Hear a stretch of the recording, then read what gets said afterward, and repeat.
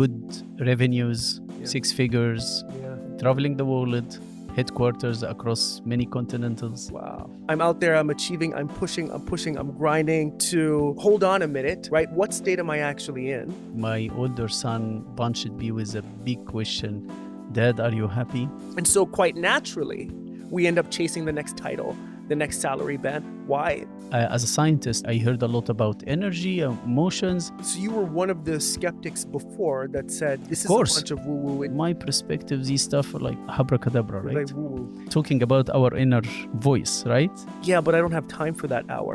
I would love to go and, play more golf, and I'd love to go to the spa, but I've got the kids. Energy moving through our nervous system, we can detect it, by the way. It's like we can see the frequency of every single emotion. Wow.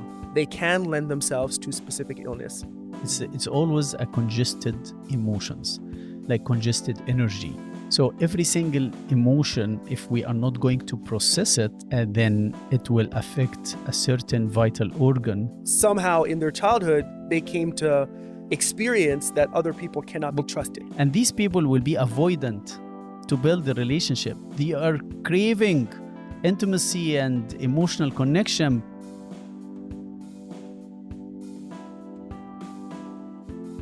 So, what's going on really? Like, are we witnessing the takeover of robots in the modern age? Is that what's kind of contributing to all of this burnout? What is really happening, do you think? Yeah, I believe it's like it's like challenging from the cognitive perspective, but from the emotional perspective, I believe that's another story.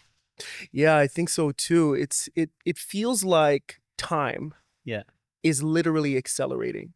Yes. And technology is kind of playing its part to make that happen. Like when I think about a Sunday when I was a young kid, like what a Sunday felt like, it felt like 5 days. And today, because of technology, I feel like time moves so quickly. A Sunday feels like a second. Yes. Yes. And a part of me believes that with technology accelerating things, that it's lending itself to burnout. And that's kind of been the big conversation especially in the leadership development space. What about your thoughts? What do you believe is causing burnout for leaders today? For the leaders. Yeah. I believe it's coming from the empathetic perspective. So leaders, they have some sort of emotional intelligence. This emotional intelligence, like bringing them to be more empathetic.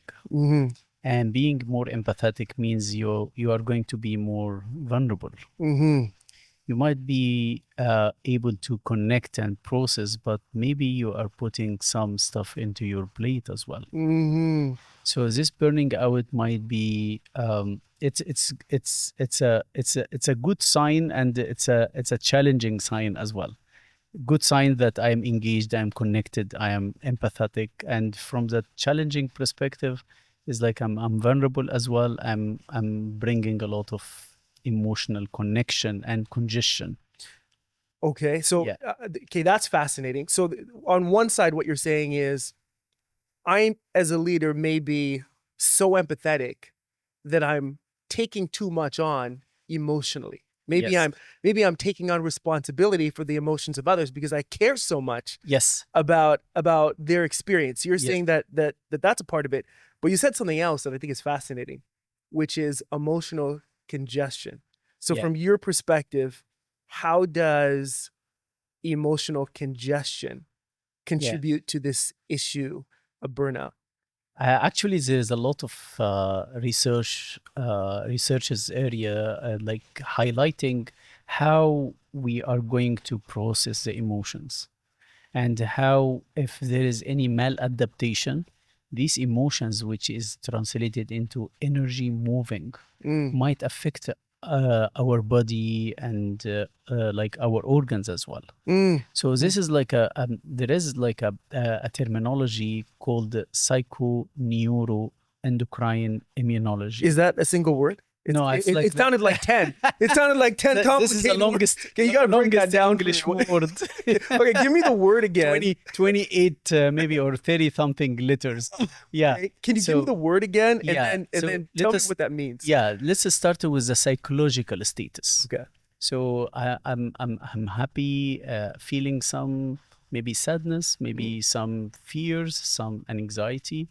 So this is the psycho part. Okay. The psychology part. Okay. Then we will move to the neuro, which is our nervous system. Okay. So this is a conduction. Okay. So energy moving, which is our emotion, through the nervous system, which is putting some sort of stress on our nervous system and cognitive ability, productivity, mental clarity, right? All emotion or just the stress emotions that you're talking about? I believe there's like the category of the negative emotions. Okay, so the unpleasant ones. Yeah. I see. And then this is a psychoneuro. And then the big one, which is a turning point, is called endocrine. Endocrine means our hormones, our glands.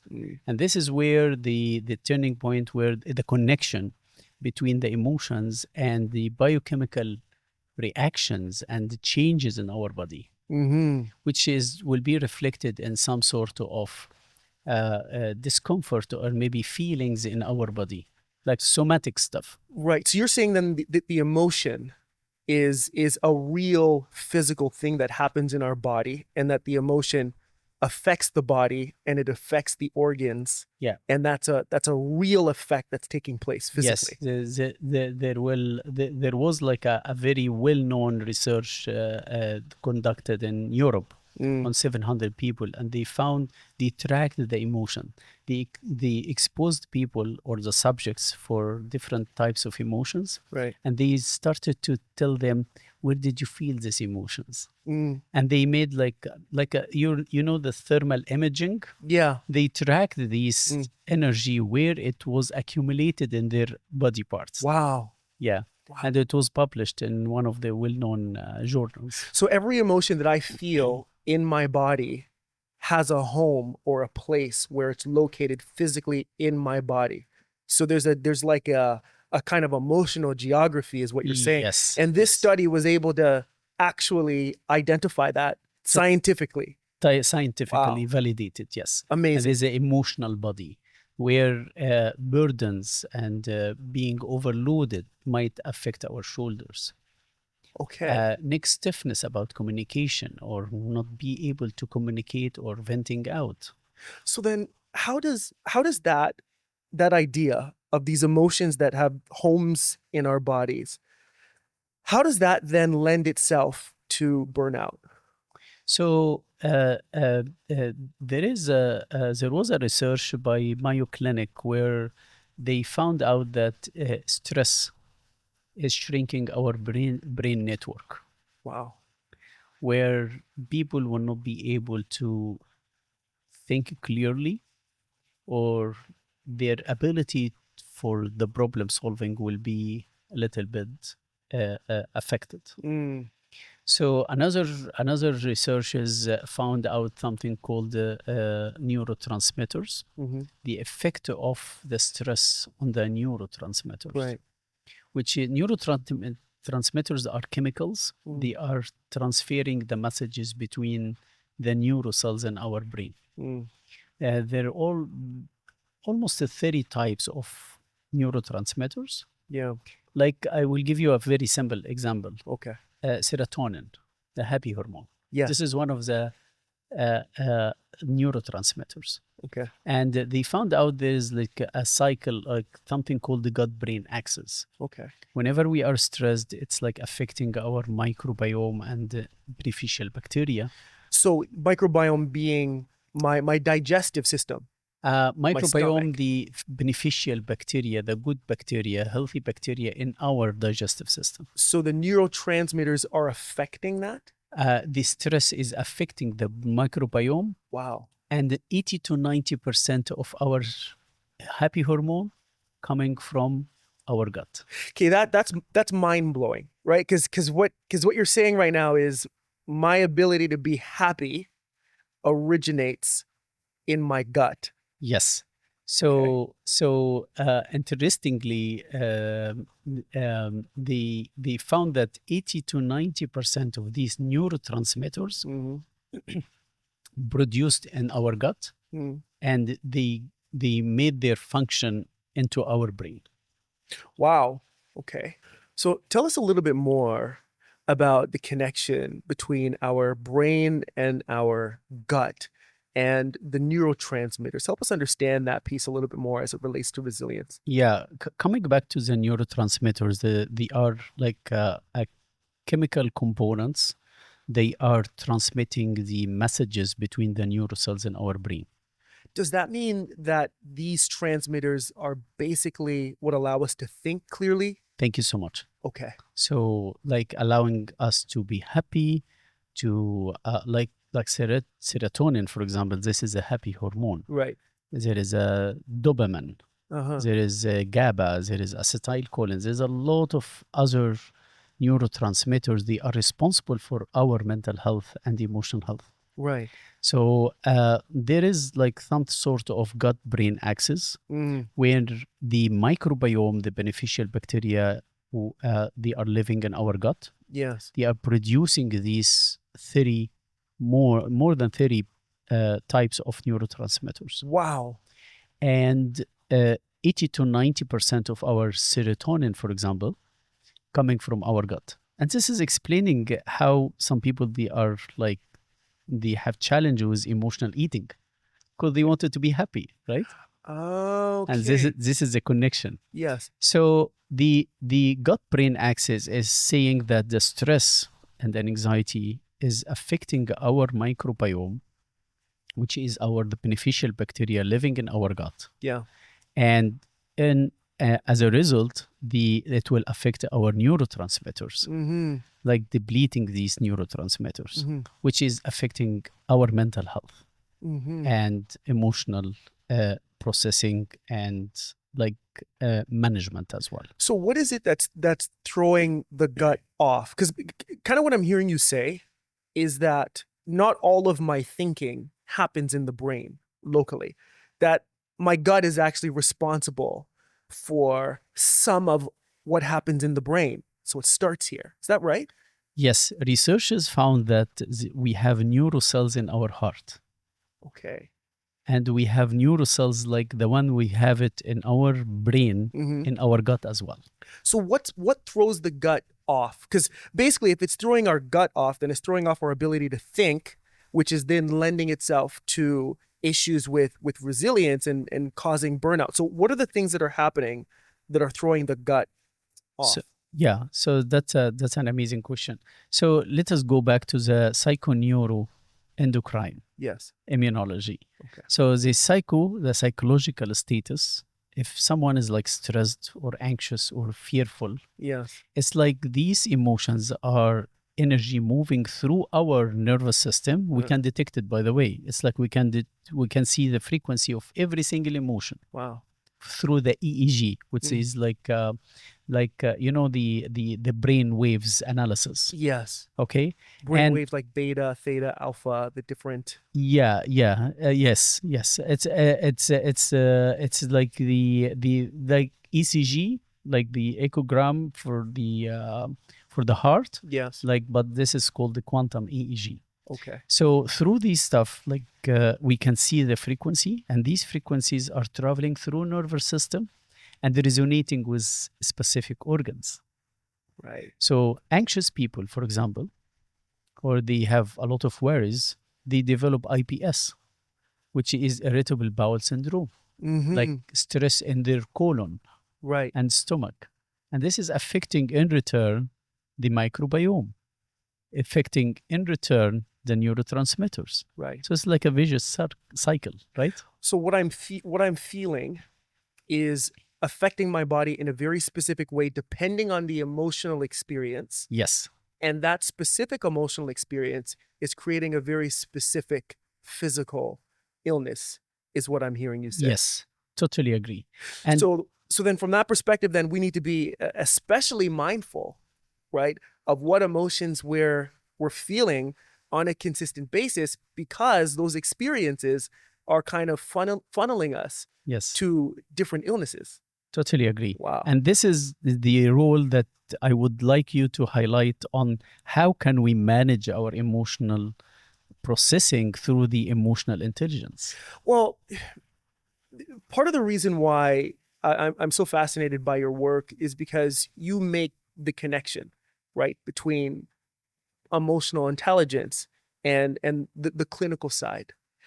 And earlier in this conversation, you spoke about emotional congestion as another root cause for burnout.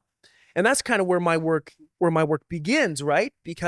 And that's an important way to phrase it, because congestion means that it's not actually being processed, right? The emotions are not completing themselves. They're actually getting stuck. Mm-hmm. For me, my work begins with a leader's capacity to recognize their own emotions. Mm-hmm. So for example, let's say a leader is in a meeting, and I'm sure we've all had an experience like this. A leader is in a meeting and they're presenting something. And during their presentation, a colleague makes a passive-aggressive comment about their work, right? Mm-hmm. Like who hasn't been in a situation like that? Such a situation, yeah. Right. So that behavior is going to create an emotional response within that leader, mm-hmm. right? They're going to feel angry. They're going to feel upset. They might feel a sense of disappointment. They may feel a sense of insecurity. Mm-hmm. Each of those emotions is telling that leader something different about how they experience that comment. Being aware of it. That's right. So there needs to now be this awareness that I'm having this emotional response. Self-awareness. Correct. And that this emotional response is actually there to help me. My mm-hmm. emotions are messengers mm-hmm. that are bringing me key information, key data to help me navigate my world. Now, the problem that we face is that we live in a culture where we're basically told to suppress our emotions, to ignore our emotions, that our emotions are bad, that we're not allowed to feel, especially at work, right? We got to check our emotions at the door. So what happens when we're having all these emotional responses, but then we're told we're not supposed to have them? We suppress them and we push them away. To suppress it since a childhood. When we learned you are a man, you cannot cry. Exactly. Yeah. All of these messages, right? Yeah. And we take those messages throughout. Yeah. And that's very interesting, by the way. We need to circle back to how this kind of originates from childhood. Yes. And so it just starts with our capacity to notice that we're having an emotional response to something. Mm-hmm. And then when we notice it, to be able to label what the emotion is. Yes. Because every emotion is telling us something different. And then to be able to use that information constructively. Yes. Right? So if I'm upset or if I'm disappointed, right, what is that telling me? Well, it's telling me that maybe I have an unmet expectation. Mm-hmm. Maybe I'm being treated in a way that to me is not appropriate, is not in alignment with the way that I would like to be treated. Mm-hmm. So when I start to read and interpret that information, now it positions me to be able to respond mm-hmm. on behalf of my emotions. I now become the advocate of my emotions. Now, note, I'm not saying to react emotionally. Mm-hmm. It's about reading and understanding and processing that emotion so that there's no congestion by recognizing what it means. And then by taking the appropriate action. So I may pull that person aside after the meeting and say, hey, you said this, right? Here's how it occurred to me, or here's how it felt for me, but I don't want to assume, what did you mean by that? Mm-hmm. Right? And now we're having the conversation and we can set the boundary to say, I'm really not okay with that. And that's how we process and release it. Whereas if I just bottle it up inside and I say, it doesn't matter, right? I don't care. Yeah. Indigestion, right? Yeah. Congestion. Mm-hmm. And what's amazing about what you're saying is that me ignoring and suppressing that emotion can actually lend itself to specific illness, not only burnout, but illness. Yeah. It's fascinating what you are saying, because like emotionally intelligent people, they always seek feedback and give a feedback. Yes. That means that you are aware what's happening mm-hmm. inside themselves, and then they are processing it, managing it, and communicating it, mm-hmm. filtering it, as you said. Absolutely. Yeah. And so we have now some pretty interesting key components here, right? You've made some connections about we feel these emotions. These emotions are real physiological responses that are happening in the body. they can lend themselves to specific illness, and they can also create burnout if we're not processing and understanding these emotions. So from your perspective, how does a leader, or just really anyone, go about processing these emotions? What does that kind of step-by-step process look like for you? So let me go back to the burning out, because it's from my perspective, of course, is like two routes here.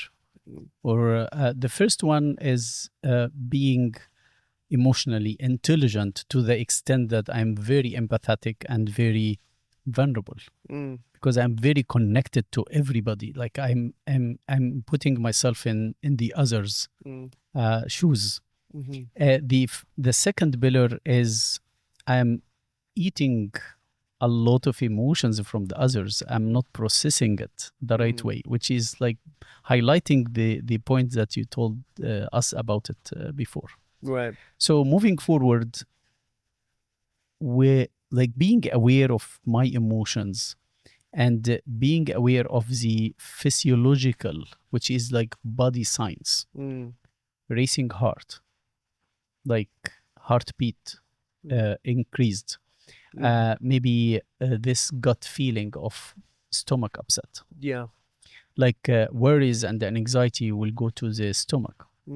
If we go to the childhood, we will find that all fearful kids, they cannot control it. They wet their pants.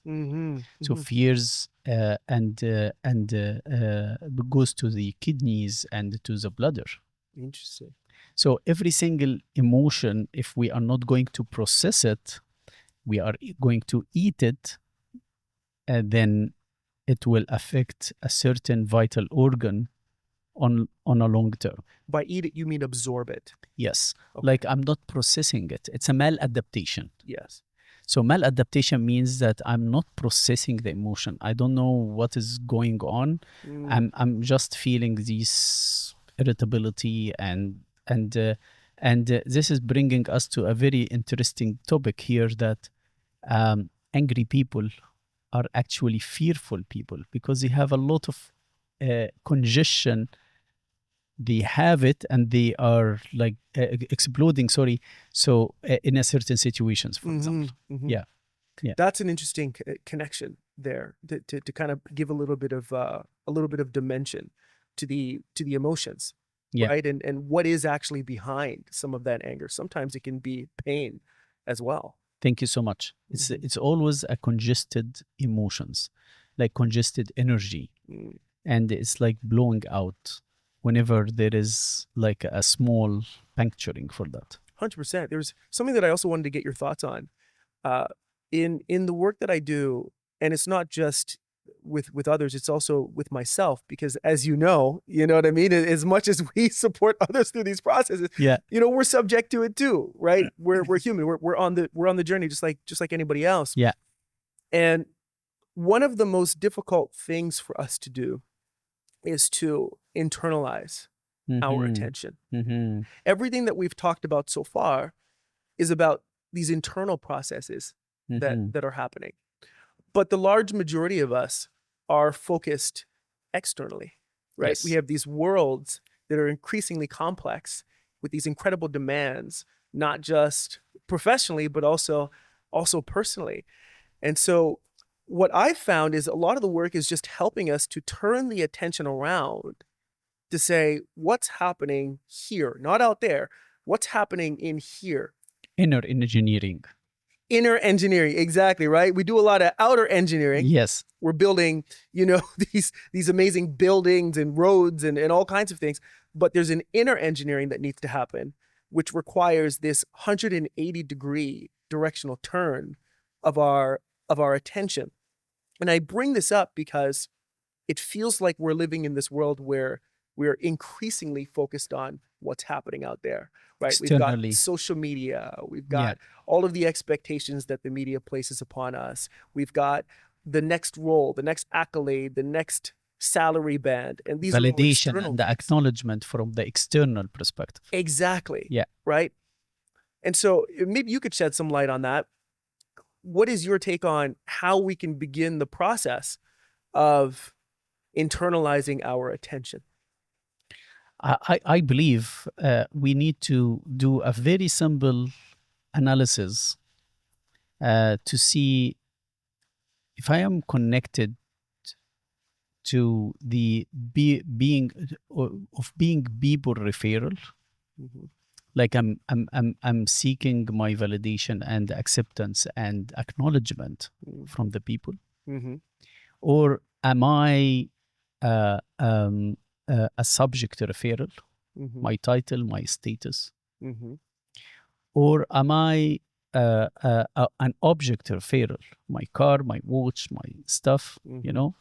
All of these stuff explaining what you were like trying to tell me about it, like the external connection, Yes. not the inner focusing or inner engineering.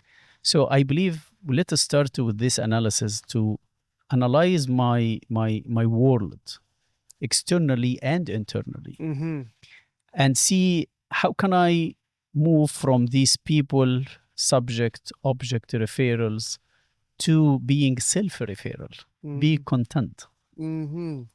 Like people think that my happiness is coming from outside, from what I'm like belonging to or what I have in my life, right? Externally. But being self-referral is being content. And I believe you have insights here that we discussed it before, how the ego playing a role here. Yeah, absolutely. It comes from, and I know that you've seen this, right?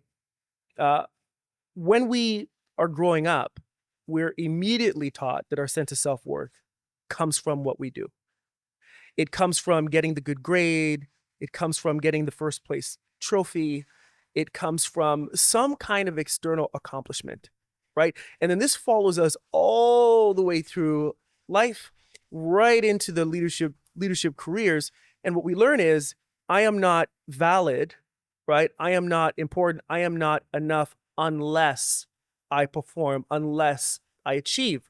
Now, this becomes increasingly problematic because you're not going to be performing at every single moment of your life. And you can't always predict how you're going to perform. So then what does this mean? It means that my sense of self-worth goes up and it goes down based on whether or not I'm performing. And it's not only based on whether or not I'm performing, it's also based on other people's opinion of my performance. Yep. Which is now a second external factor in who I am and my sense of self-worth. And then we add to this the fact that the large majority of us don't have this internalized awareness where we can turn away from the outside world to say, what else is here within me that I can identify with? And so quite naturally, we end up chasing the next title, the next salary band. Why? Because that's what I believe is going to make me feel substantial. It's going to make me feel good enough. It's going to make me feel lovable, seen, yeah, right, valued, all of those kinds of things. But then, of course, we never actually experience what we're looking for because it's like drinking salt water to hydrate ourselves. Yeah, it's like we totally think agree.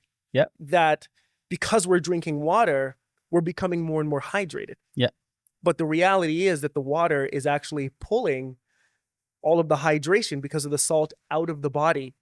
And this is the pattern that I see with many high achievers. And so part of what we have to do is, and I'm sure you've seen this as well, is just help for people to begin internalizing, turn the attention around. What does that mean?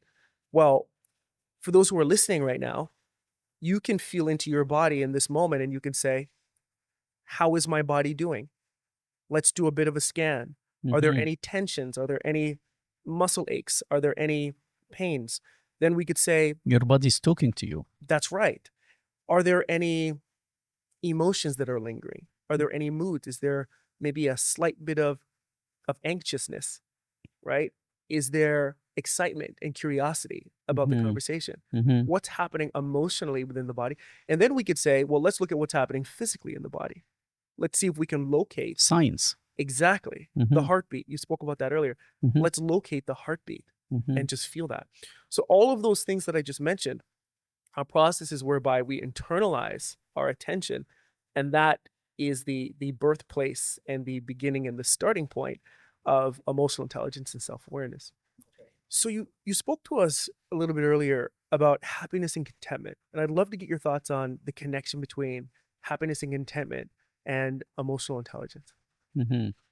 It's a very interesting subject here because Harvard made a very long-term studies on happiness, especially in the corporate life.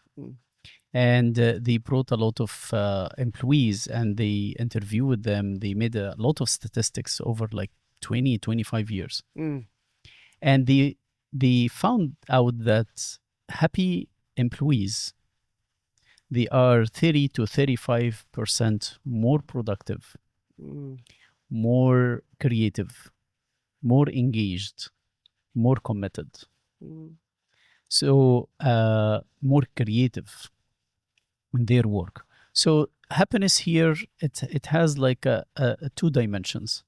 What's going on and from the chemistry perspective in my body, because if I'm lacking some vitamins and minerals, of course I will not be able to be happy, right? And from the emotional and mental perspective. So being content means that, like, if I'm adding these subjects and objects in my life, the external factors, it might raise my happiness with 1% more or 2% more. It's all about being content. Present is a present. So how much I have as per today and how much I am happy with what I am having today.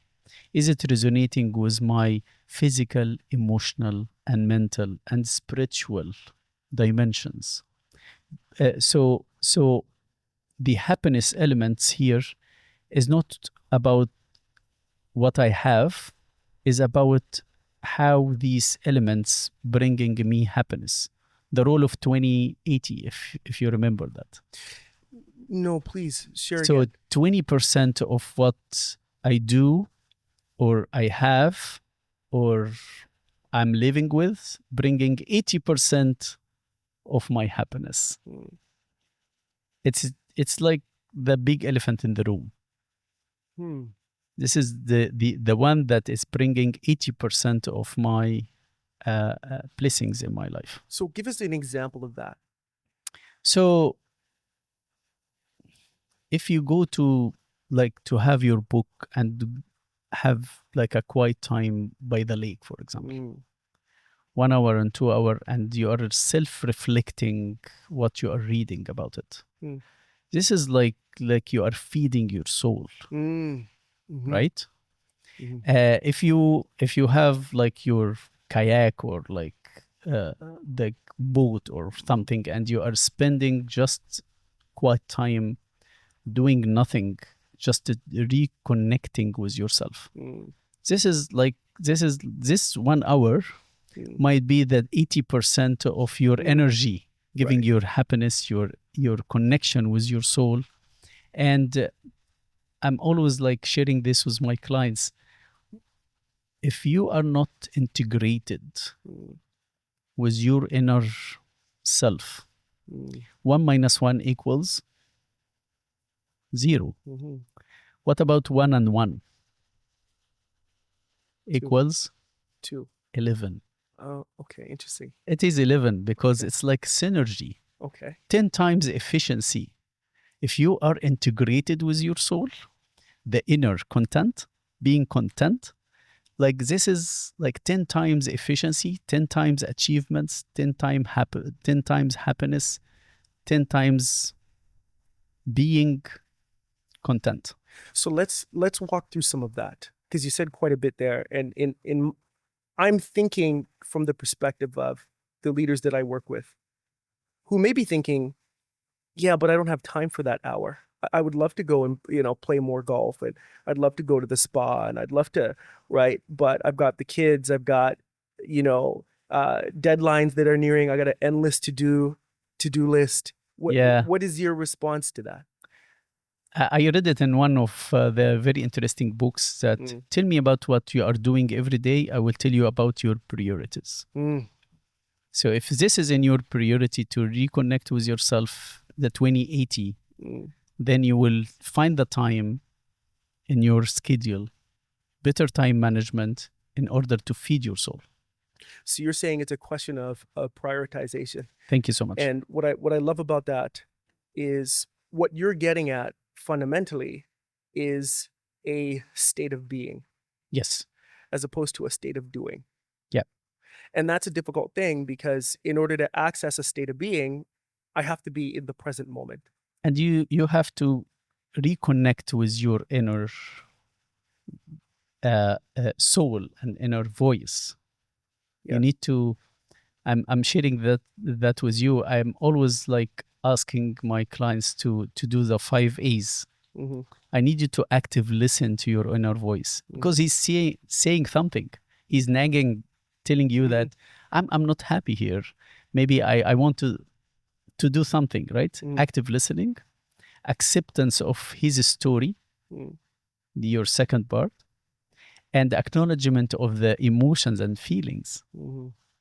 And okay, I'm sorry that you are feeling sad here. Let us, and then the fourth A is making an agreement. How can we do it together? This is, I'm talking about our inner voice, right? You're my second half. And the last one will be actions. Let us do it together. What will be the actions that will fulfill our needs and overcoming the unmet needs that we need to work on it? Yeah, it's an interesting thing because I think it's a huge paradigm shift to start to look at the state of being in the way that it's being described here. Yeah. Because we've been so conditioned to do and to perform and to achieve. And it's counterintuitive because essentially what you're saying here is when you prioritize the state of being, right? The mental, emotional, and I think you added in there spiritual state that you're in. Yeah. That's what will actually enable you to go beyond in your performance. Yeah, totally agree. And it's difficult to make that leap, right? From I'm out there, I'm achieving, I'm pushing, I'm grinding, I'm getting it all done, I'm knocking it all off the list, to hold on a minute, right? What state am I actually in? Yep. And how do I begin to prioritize, manage, and navigate? And I think the other thing is enhance that. Yes. Because at the end of the day, if I have a super busy list of things to do and I'm really exhausted, right? I might finish the list, but the quality might not be there. Whereas what you're saying here is, but if I'm in a peak state of being, right, then I'll be able to move through that list in maybe a quarter of the time and still be super effective. Right. And so it sounds like that's where you're going. So there seems to be two elements to it. There's a performance element to focusing on state of being, but then there's also a contentment and a happiness component to it. Is there anything else that you want to add on the happiness and contentment part? I believe I just wanted to add something that usually I teach my students in the college. It's something related to the project management, but we always have 3 resources related to the prioritizing. So time, knowledge, and blessings or money. So if we are going to invest our time and knowledge, of course we'll achieve this blessing part. We are always using 2 of these resources to gain the third one. It is like a golden equation. Use your time and knowledge, you will bring blessings. Yeah, and it also makes me think of, I've heard something very similar to that. And this is the emotional intelligence part. Exactly. Yeah. Right. I've heard something similar to that talked about time and energy. Yes. Right. As like these 2 kind of fundamental pieces to the way that we show up in life. And you know, when I think about my own experience, I've experienced burnout. I teach this stuff. I've experienced being burnt out. And I remember working away at my desk, doing all the things that I do. And I remember having this really distinct thought.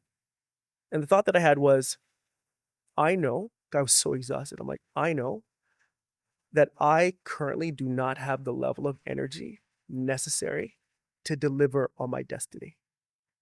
But it wasn't just a thought.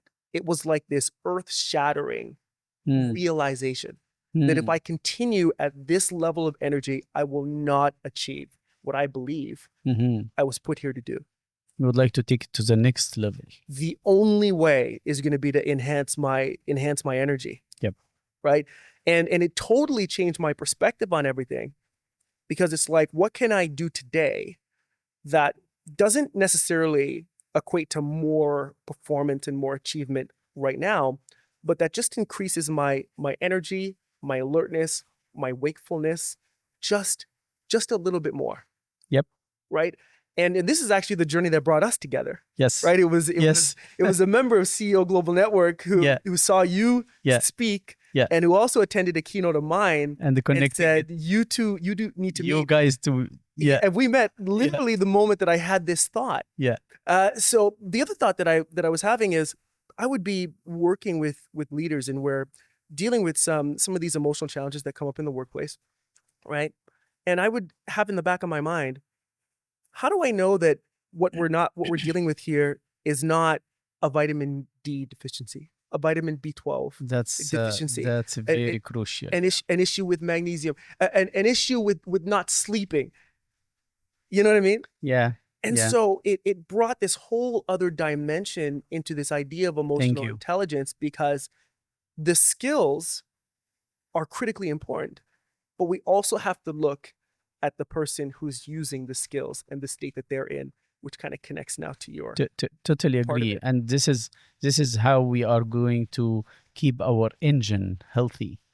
So yes, we can process it, but if I don't have the enough energy, as you said, I won't be able to process it from the physical perspective, from the biochemistry perspective. Anybody has like a vitamin B12 deficiency or vitamin D or heavy metals toxicity, this might affect our mental health, emotional intelligence, and emotional health as well. So this is like always this is the important point where we should address the 4 dimensions. Where am I from the physical, emotional, mental, and spiritual dimension? Absolutely. And it bringing the 1 and 1 equals 11. So I remember you told me once about like this crazy trip to Cuba that you took, and I'm super curious to like re-explore that as a bit of the origin for how you came to do what you do today. So tell us a little bit about that. Yeah, before that trip, I believe I went through like life transformation when I was like 40 years old. When I started to ask myself, like, am I happy? And my older son punched me with a big question, Dad, are you happy? At that time, I was like running my business as a consultancy firm, working with the pharmaceuticals. As a consultant, and like big achievements, good revenues, 6 figures, everything was perfect. Traveling the world, headquarters across many continentals. Wow. And then I started, he like put this seed into my mind garden, right? Yes. So I started growing, make me crazy. Okay, yes. And then, am I happy? And I had this life transformation, and I found myself alone for 1 week before Cuba. And I started to play back your life, and started to ask myself the big question about my life passion and life mission. So you weren't in your passion at that time? No, it took me 2 to 3 years in order to answer this question, by the way. It wasn't easy. Being content is not easy. Like being reintegrated with your soul and your inner voice, it's not easy, because this guy is your self-critique. He's always concerned about your safety, your discipline, your success. Like he's a master, right? He's like guiding you. Yeah. So and you are like the wild guy that he needs to go everywhere and do everything. Yeah. So being integrated and being in agreement is like the 1 and 1 equals 11, like making the synergy, right? So after this 1 week, I started to realize my life passion and life mission, and I started to step down from the business that I used to do. I as a scientist, I heard a lot about energy, emotions, and from my perspective, these stuff are like abracadabra, right? Like woo-woo. Yeah. Magical nonsense. So I went to different schools. I traveled the world, States, Russia, like everywhere. I was lucky, very lucky, to learn from the inventors of these sciences. And then it came to Cuba trip. When I went alone for this one, and the first and second day was like very challenging. And why did you go on this Cuba trip? I don't know. It was like a God plan or something, but I wanted to heal. I wanted to reconnect with myself. So were you aware that you were disconnected from yourself? I believe it took me 2 to 3 years to put my hands on the roots. But you knew that there was a disconnection. I believe I started to be aware about it. What was it that entered your awareness that let you know that you weren't connected to your true self? I believe this is the starting point. When I went to the school again to learn about emotions. Okay. And during that, I remember they asked us as a students, adult students, what do you feel? I'm okay. I didn't have the vocabulary to articulate my feelings because I didn't have the chance to connect with my feelings. Yeah, it's all before. Yeah, I used to eat it, right?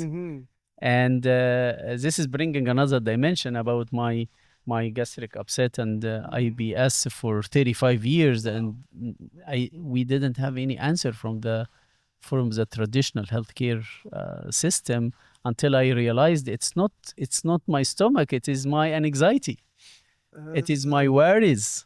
Right. So these all puzzle pieces build it up to make me aware that I need to reconnect and to listen to this guy, my second half. And then you said, I'm going to go on this trip, and my goal for this trip is to reconnect with myself. Yes, in Cuba. That was my goal. Yes. But at this time, you had fully functioning family and all of those. So you stepped away from that. The normal family dynamics and life dynamics. Yeah. Okay. But as I told you, that the first 2 days I was like really depressed. Like I wanted to go back to the running, the autopilot mode. Was it that you became depressed in those 2 days, or was it that you became aware of the depression that was always there? I was rejecting the idea that I'm being alone and doing nothing and listening to this guy. Okay. Right? And by guy, you mean the inner critic? The inner critic, the inner voice, your second half. Okay. And this is the reintegration that we were talking about it earlier. So the first 2 days, you come to meet this guy. Other half, I have to live with him inside of you, and you're resisting and going into a depression because you realize I was rejecting the idea that we will sit alone together for like 7 days. That's very challenging, right? And then by the third, started to started to accept the stories, acknowledge the feelings. I started to, okay, I can hear you. How can we make it together? We. Yes. So at first it wasn't a we. It was I. It was I, you against this person. Yeah. And then and that's where the integration started to happen, where you said, and this I is the ego. Okay. And so you said essentially to that part of you, how can we? We.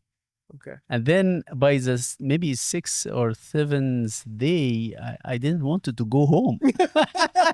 Still had a family though. Yeah, I wanted to stay with this guy. He's a nice guy, that, right? He's a nice guy. If you told him that, you wouldn't be married. I made this assumption that this guy is like annoying and like, you're right. Yeah. So it was a life transformation moment for me, and I believe at that time I stepped down completely from the business and pharmaceuticals, and I started to work on my practice and supporting people.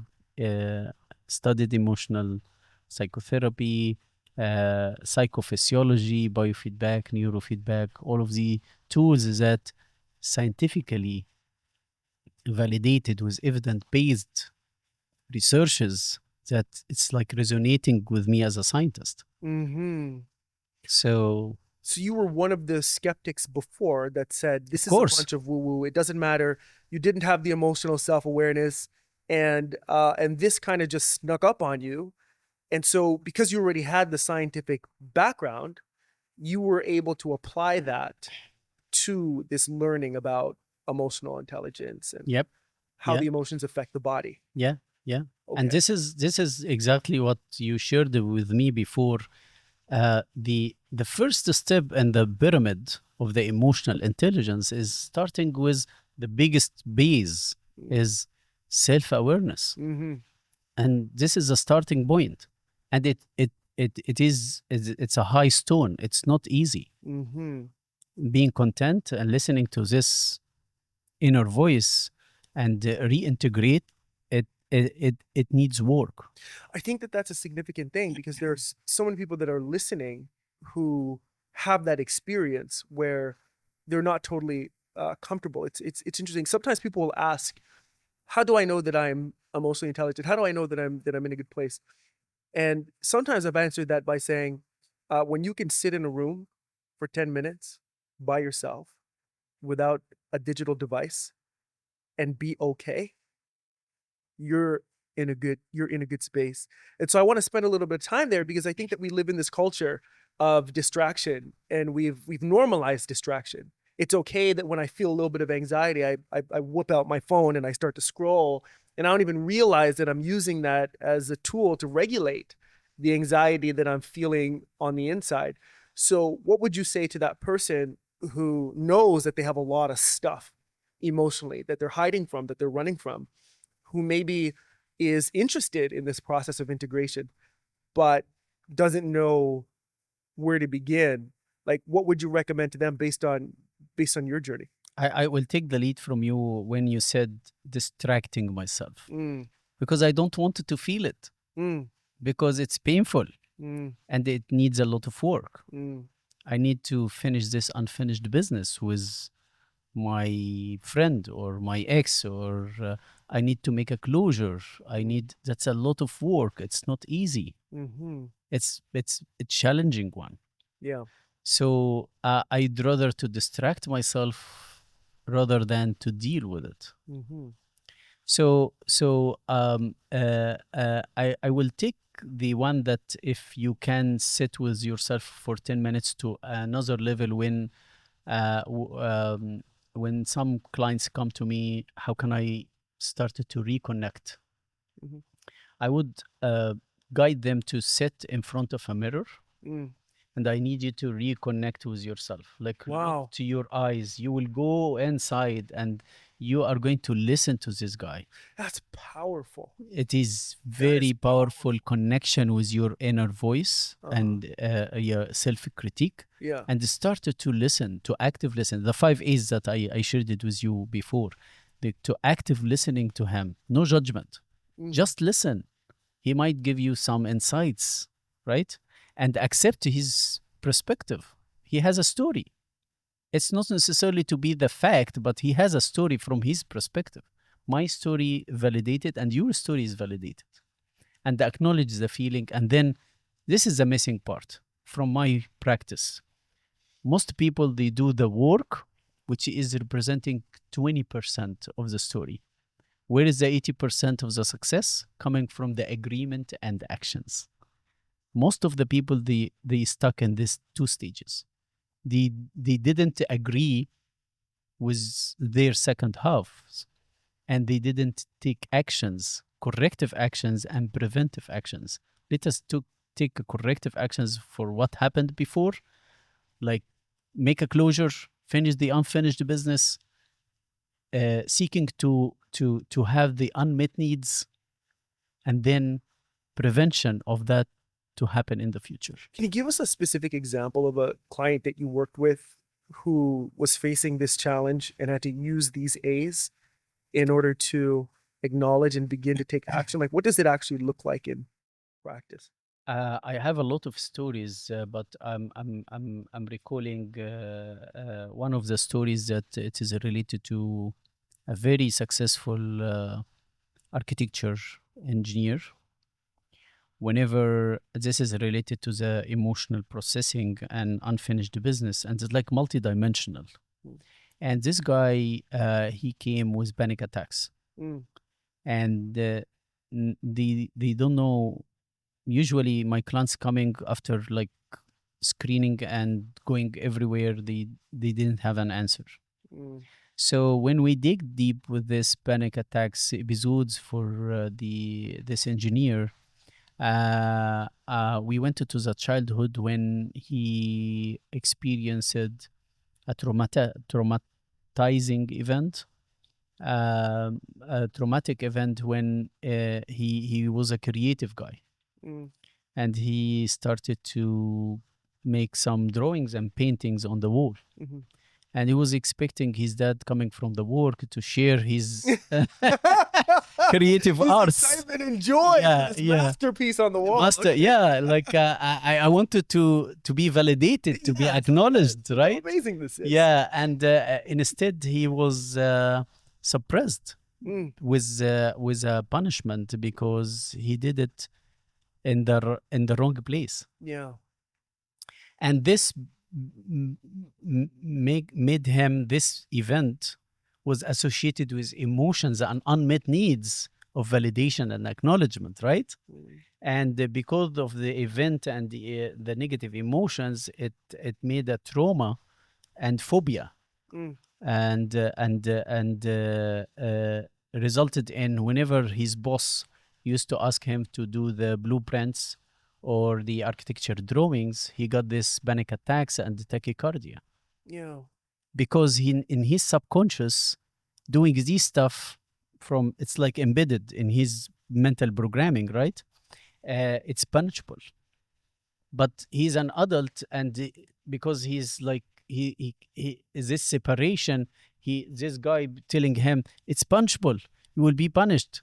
And this guy, no, I'm an adult, I need to do my work. And it is okay to do it, but this separation and this integration made the panic attacks. So that's an incredible example, by the way. Thank you for sharing that story. I look at that and I think, how does the average person track something like that within themselves, right? Like, if I'm experiencing anxiety at work, how can I hope to trace it back to an event when I was that young? Because I mean, in this case, that was the event that caused the trauma that then created the emotional reaction much, much, much later in life. But how does one make a connection like that to then be able to That's a fascinating question, and you are like poking me to finish my book. I'm writing something like that. Okay. I'm writing something related to that. How can we move forward in life and cut all of these hindering cords that like stop us to move forward in our life? Yeah. And to answer your question is to reflect on your life train journey. This is one of the exercises that I encourage my clients to do it. Your life train is started with one car. You, 1 year old. The first passengers came into your car train was your father and mother. They were like driving your train, and there was stations into your life. While you are driving your train, some people will come in, some people will go down. Some events happened in these stations. If you can recall these stations, these are the big events that it might be a big happy events, or it might be challenging events when you had, as a person, some emotional charges or emotional congestion or unmet needs or unfinished business, or something happened in this Right. station, Yeah. stayed with you while you are moving your train into your life. But the challenge here is a lot of people came to the practice with, I'm stuck. I don't know, my train's not moving. Because there was a lot of hooks of these trains with these stations. It's like hindering our train to move forward in life. We need to go back to unhook our train from these stations to finish the unfinished business, to make a closure, to make be aware about the emotions at that event, to meet the unmet needs and close the case, and at that time you can move forward with your train. Mm-hmm. It's amazing. It's amazing and it's fascinating. I've seen very much the same thing. And one of the things that's been most shocking to me in some of the work is the degree to which many of the leadership challenges that we see in the workplace are really fundamentally just manifestations of childhood trauma or adolescent trauma. Now, we would never make that connection because, again, we may not have that story tracked back to the trains, but that doesn't mean that that's not what's fundamentally happening, right? And so, for example, when we have a leader who experienced a traumatic event where they weren't being heard and they weren't being understood, right? That can create a moment of trauma where And they emotional needed congestion. that. Yeah. They needed that, and Yeah. they didn't get that. Unmet needs. Yes. Right. And so what can happen in that case is they lock in to the one thing that helps them feel the most heard and seen and valued, which in leadership is being right. Yep. Having the right answer.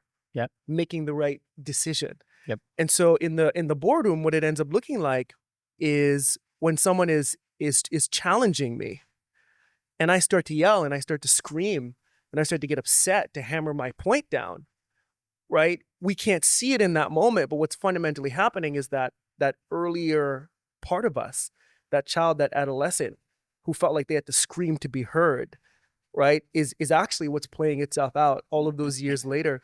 And so I think that this is a really important conversation to have, because what you're talking about is, well, let's understand that trigger, and let's also be open to the reality that just because it's being triggered in this moment, it doesn't mean that it originated from this moment. Yes, and totally this agree. situation. Totally agree. And we are, in fact, all of us, right? I'm traumatized. You've experienced your own trauma, right? All of us, in many ways, are just acting out. Went through life experiences. Yes, these early lifehood, life experiences. Yep. So when you think about that executive in the boardroom who's yelling and screaming and angry, what do you see from your perspective? What's actually happening there? This is according to the science and behavioral sciences. It's like a communication issue. It's like this style is called defensive communication. When these people, they lose control or feel threatened, then it's automatically will be on the autopilot of passive or aggressive defensive communication style. So this like bullying or like yelling and all of these stuff, this is a defensive communication. It's not aggressiveness only. It's defensive because these people, they are losing control. They felt threatened. Then okay, so I need to like power play, right? Yeah. So this is from my perspective that it's related to, again, go back to the being content, being aware what you are feeling and how you are managing it in the right way. So some people hearing this right now, they may be saying, that's pseudoscience, that can't be real, that executive is, responding from a place of like early childhood trauma. What do you say to people who question like the validity of something like that? That, like, the last maybe 20 to 30 years, there was a huge clinically validated, evidence-based trials and research that now, as per today, there is like a registered medical devices with FDA that it can detect the frequencies of our emotions, and another devices that can tell you that non-invasively these organs are affected on a energetic level, every single cell. Let us go to the uh, retrospective engineering of the human being. Let us talk science. Okay. So coming from the elements that we as human being were made of, molecules, right? Sodium, potassium, calcium, phosphorus, all of these nice guys. Right. And then we build these cells, tissues, organs, systems, and a human being, right? When I was in our lab, in my researches in my first master's in clinical biochemistry, we used to detect the potassium, sodium, the main electrolytes. Yeah. Potassium, sodium, phosphorus, calcium. We used to use something called the photometer, which is detecting the frequency of these molecules. Okay, interesting. Okay, so we made out of molecules. Every single molecule has a frequency. Okay. Now, coming to the cellular level, our liver cells is totally different in terms of the morphology, the structure, than our kidney cells. This is nephrons, this is liver cells. Compared to our skin cells, compared to the bone cells. So they are different in their structures using the molecules, more phosphorus, more calcium in our bones, right? Then, so every single cell, it has a frequency. That's why we have something called the radiotherapy in the oncology field, right? Right. So every single cell has a frequency, and in order to the cell to be healthy, it should be resonating from 70 to 90 millivolt with a certain megahertz. But it's different from tissue to tissue, from organ to organ. Now, you have every single cell has a frequency, every organ has its own frequencies, and you have the emotions, you know the frequencies. And what's going on here? It's like there is some sort of resonance. They are resonating with these stuff. So, and this is the psychoneuroendocrine immunology, and this is the science of the psychosomatic diseases. Why we have the placebo effect. I believe I shared that with you when in my early career years, I was involved in a clinical trial where we used to give anti-rheumatic, like anti-inflammatory medicine for people with rheumatism, a chronic autoimmune disease. And it was a double-blind crossover study. And the placebo, sugar tablets, we found it's like bringing 60 to 70% clinical success. And this is science. Wow. And this is like a chronic illness with no proof till today what are the predisposing factors or the prognosis of this disease. So what does that mean? What does that tell us? Means why it's happening. So the placebo got clinical success. That means that it's not physical issue, it is mental and emotional issue. Right? And this is a clinically validated studies, and you can search it like. I always wondered that. I always wondered why we acknowledge the placebo as a part of scientific study and research, but we completely ignore the fact that there's something. Yeah, it's like I don't want to see it. And I don't get it, right? Like, should that not be the most significant thing? If somehow we have this capacity. By clinical research, by meta-analysis, by everything, go to the textbooks everywhere, they will tell you up to 60 to 70% of our physical diseases are psychological issues. That's interesting because it from the roots. Yeah, it puts the power back in our own hands because we Yes. can impact our Thank own you. psychology. Journey, yes, right? and healing. So if we can impact our own psychology, we can impact our own healing, our own recovery. There was something that you had mentioned earlier when you kind of walked us through this, how certain emotions lend themselves to certain diseases. Could you maybe walk through just a few of the really common examples of that? Yeah, the latest research has found out that, for example, anger and frustration might affect our liver and gallbladder. Worries and anxiety will go to the stomach and colon, like the digestive system. Sadness and love issues might affect our hearts and lungs. Because heart disease is also Yeah, one of the key causes of if you dig deep, why some people they have blood pressure, okay, it's stress. Yeah, it is stress. Right. Maybe there is other like environmental factors and other genetics, of course, but these stuff are representing 30 to 40% only.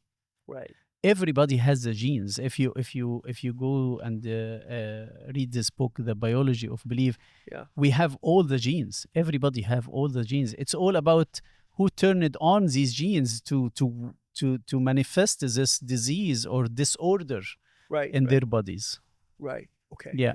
So there's a ton there to unpack. But where my mind goes with this is, let's say we have someone who's listening and they're deeply interested. They understand this. They see the connection between the emotions and the body and disease. They recognize how childhood trauma can show up later on in life, and not just in our personal lives, but in our professional lives as leaders. And they want to begin this journey, this process of kind of reintegration that you spoke about that you experienced in Cuba. Where does that person begin? That's a very important question. I believe it will start with emotional reflection. What I feel and because of what. This is the first question that I would start with it. But I need to help this person with an inventory of like the emotion, because he might not have the vocabulary to express himself the right way. Okay. So he has the inventory list of the emotions, and then he will reflect, I feel happy because of 1, 2, 3, 4, 5.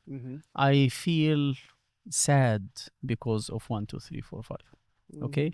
And then after that, okay, is like a present moment, like feelings and emotions, or something like it's rooted from the childhood or maybe early years? How would one know the difference? Okay, that's a big question. So if it is deeply embedded as a negative belief system and it's a pattern in my life, and I have this chronic feeling for many, many, many years, that's something happening from the early years, of course. But if we are writing down, I'm feeling stressed because of the work load. I'm overwhelmed with the financials challenges. I believe this will reflect, where is the positioning in terms of the time span?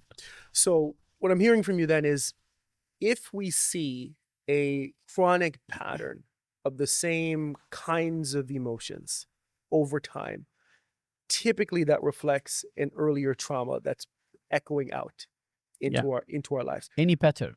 Whereas if it's kind of a one-off outlier type situation that's very circumstantial, but that we don't experience outside of these circumstances, maybe it's a new emotional context for us. Yes. That points to something that's a little bit more about an event. And sometimes like recent events maybe provoke this emotional congestion that was embedded in my body or my heart for many years before.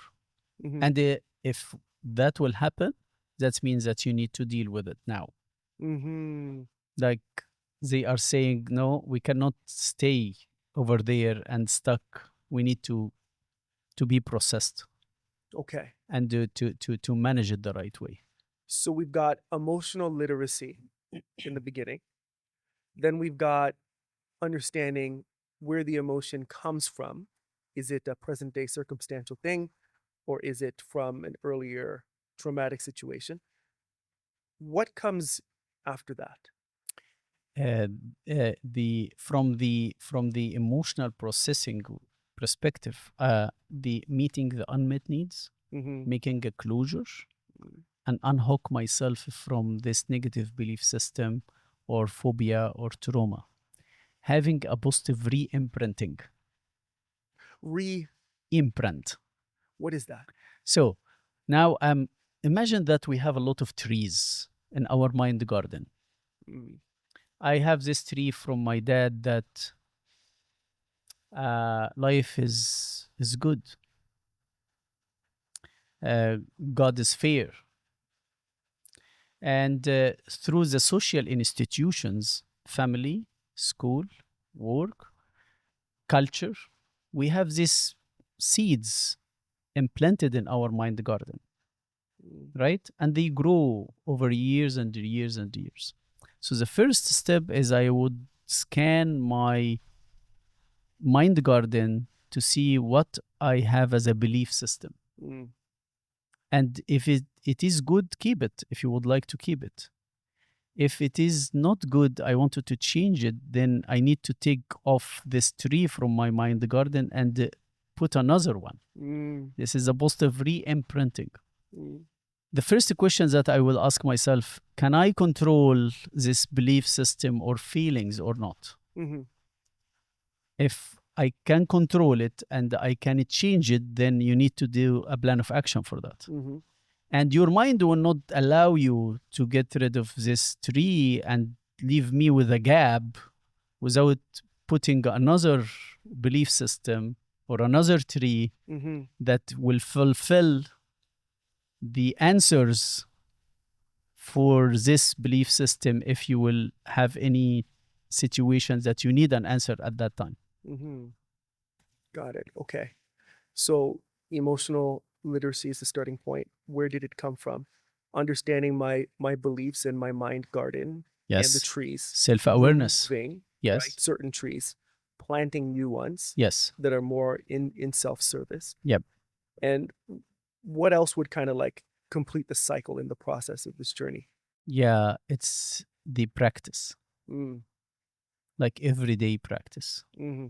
So usually we have been for 20 years, 30 years on the autopilot. If you will push me, I will push you back. Now I need you to anchor yourself. The neuro pathways, neuroplasticity. So instead of being like on the autopilot, I need you to anchor yourself.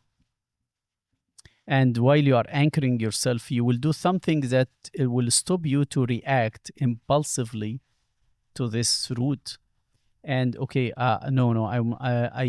why this is happening? What I am feeling.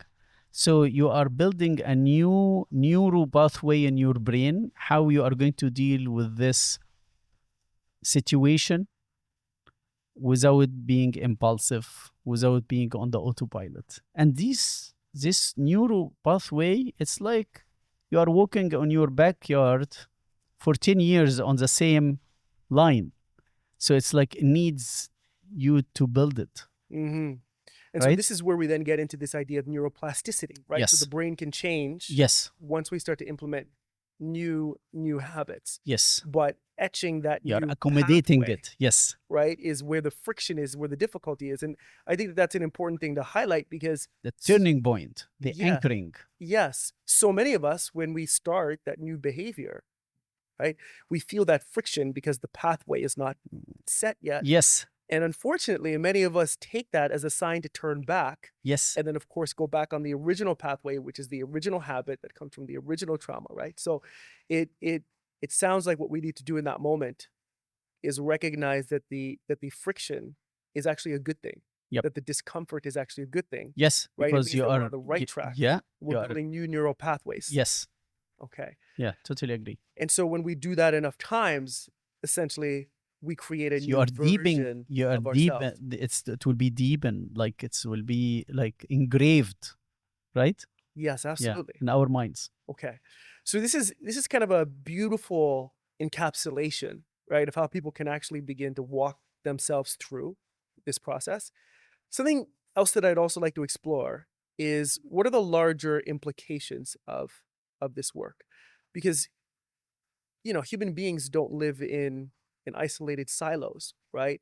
A human being is a member of a family that is the member of a neighborhood that is the member of a community and city and country and globe. So how do you see some of the things that you've described today playing themselves out on the larger scale? And what do you believe we should be focused on when we think about this more collectively? So I believe we will go back to our childhood and the concept of the attachment theory in psychology. So we will jump together, huh? Yes. So the adulthood and the childhood. Yes. So let us start with this guy here. As an adult, if I feel secure in building relationships, I trust people. Mm-hmm. I trust myself. I am worthy. I'm confident. So I'm in this quadrant of being secure. So I can build a healthy relationship. I trust people. I can also communicate in a good way, because I do have this brain modeling that I am good, I'm worthy, I'm confident, and people are good as well. And this is coming from here when the kids are, we as young people, we used to have this emotional bond and connection with our caregivers and the reliable persons, where we are receiving our necessities, which is 7: safety, security, validation, acceptance, and acknowledgement, and unconditional love and unconditional support. So if any challenges during this relationship between the caregiver and the kid in the early stage, it will develop by time into the adulthood being secure or avoidant. This is a relationship, right? Mm-hmm. Building a healthy relationship, or anxious about the relationship, or fearful. Mm-hmm. So 4 quadrants, people will rotate by time according to what is my brain modeling about myself, what is my brain modeling about people, and what is my brain modeling about the relationships. Can you go over those 4 quadrants again? Yeah, so let us, we started with the secure, that he is seeing himself validated, confident, I'm good enough. Right, yeah. And people are good as well. So I'm secure in my relationship. I trust people. I don't have any issue to deal with them, right? So going a little bit to the other quadrant, when people are feeling that I am good enough, but people are not good. So negative perspective of the people, negative model of people, and positive model of themselves. And these people will be avoidant to build a relationship. They are craving intimacy and emotional connection, but when they are receiving it, they will not feel comfortable. They Even cannot, if they receive it, they won't feel because they are like hiding under the table, because they need to protect themselves. So they are avoidant. They're viewing intimacy in a negative way. They feel it as a threat. Is that what you're saying? Even though it's positive. Yes, because they were threatened, they were whatever, abused, whatever, from the during the childhood. It reminds me of, when I think about it in the leadership context, a leader who's providing feedback, and the feedback is coming from the heart. It's coming from a good place. And he's taking it as criticism. Negatively. Yes, thank you. You're just out to get you me. You are booking me. right? Yeah. And so you're saying that this is an Avoidant. attachment, an avoidant attachment, Yeah. where there's a lack of trust. Yes. Because somehow in their childhood they came to experience that other people cannot be trusted. Yeah, because my brain programmed that this relationship is not safe. Right. That it's not good for me. Mm-hmm. And coming to the anxious people for the relationship where they see themselves in a negative way, Mm-hmm. but they see others in a positive way, Mm-hmm. and they cannot build a healthy relationship or healthy boundaries. Mm-hmm.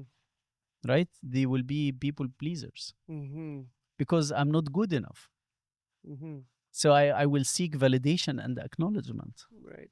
The last quadrant will be the fearful people where they have negative perspective for both dimensions. Mm-hmm. They are not good enough and people are not good enough. What does that look like? Like this is like very challenging quadrant because like frustrated, they cannot control their emotions, they don't know how to deal with the situation, they found themselves freeze, stuck. They cannot build healthy relationship, they don't have any boundaries, like because they have this brain modeling that I'm not good enough and people they are not good enough as well, and this is the most challenging quadrant. Wow. And this is, if you take it from here, let us jump together here, it's reflecting about our relationship with our partners, our community, our friends, our behavior in the work settings, everywhere. There's a road that I want us to take here that we probably shouldn't take because it will take us too long to get to the end of it. But I do want to just briefly mention it because it jumped into my mind. I think it's significant. I'm wondering if it is possible that many of the addictions that we experience are actually an attempt to resolve these needs, of course, by being in some of these quadrants. Totally agree. And it doesn't mean that it has to be, drug or alcohol. It could be work, I would imagine. It might, right? Yeah, it might be eating, emotional eating. Yeah. Right. Yeah. Okay. And there is a paper I just went across it. Yeah. It's like correlating the childhood traumas and the emotional congestion to the behavior and the adulthood. Wow. And bringing the addiction, whatever the type of addiction, into that. Okay. So tell us a little bit more about how you actually work with people and what that experience is, what that service is. Walk us through some of what that looks like. Usually, like I have two types of clients, or three types. The first type is like some people, they went through a lot of experiences. They didn't have any answer for their questions, with, of course, like some physical illness or maybe emotional congestion. The second type, that people, they are in their healing journey and they need to progress more.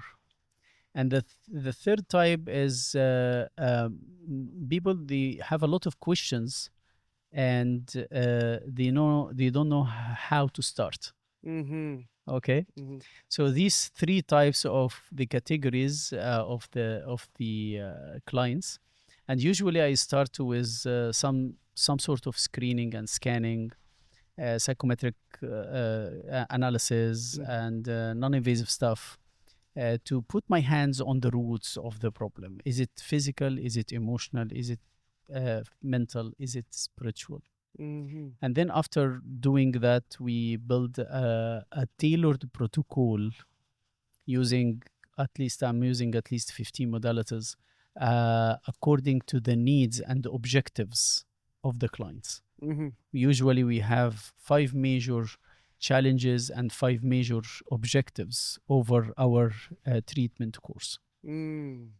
And by time we have like KPIs, like key performance indicators, that we will agree together about it. How do you feel about it? Rating it, and then we will move forward from that. So this is the journey.